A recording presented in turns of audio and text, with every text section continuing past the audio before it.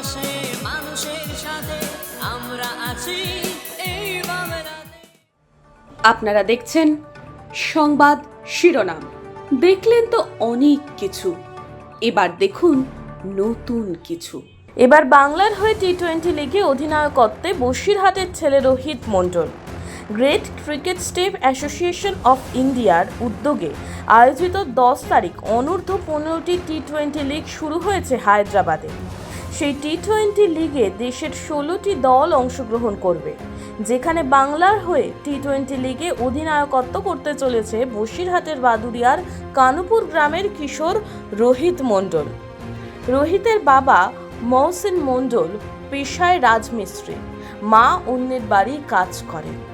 15 বছর বয়সে বোলিংয়ে 130 গতির ঝড় বসিরহাটের এই কিশোরের। রুটি রুজির টানে বাবা মা দুজনেই দিল্লিতে পরিযায়ী শ্রমিক হিসেবে কাজ করেন। নুন আনতে পান্তা ফুরোনোর পরিবারে 5 বছর বয়সে বাবা মায়ের কর্মসূত্রে দিল্লিতে চলে যায় রোহিত।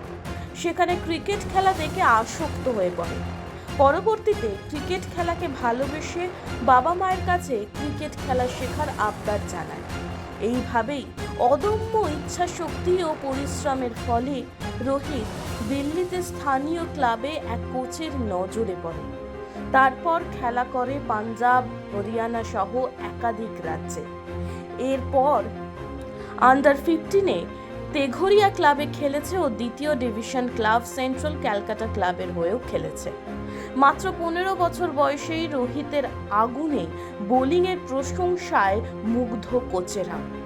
এবার স্বপ্নের হাতছানি নিয়ে চলতি মাসের 10 তারিখ থেকে হায়দ্রাবাদে আয়োজিত টুর্নামেন্টে পারফরমেন্সে কতটা সাড়া ফেলতে পারে রোহিত, এখন সেটাই দেখার। রোহিতের বাবা মহসিন মণ্ডল চান ছেলে একদিন দেশের জার্সি গায়ে উঠুক। গ্যালারিতে দেশের পতাকা হাতে আগুনে বোলিংয়ের পাশাপাশি মাঠকাটারি ঝোড়ো ইনিংস দেখতে চায় সে। খুব খুশি হয়েছি, ধীরে ধীরে বাড়তে চলেছে। আশা করি এর থেকে ধীরে ধীরে আরও উপরে উঠবে ছেলে। আর খুব পরিশ্রম করে এক দুটো বাচ্চাই মানুষ করেছি। ছেলের আশাটা পূরণ করেছি। আর গরিব মানুষ, না খাটলে খাওয়া হবে না, খেটেই আজকে এই পর্যন্ত করেছি। ধীরে ধীরে আমার কিচ্ছু নেই, জনের ওপর সব নির্ভর।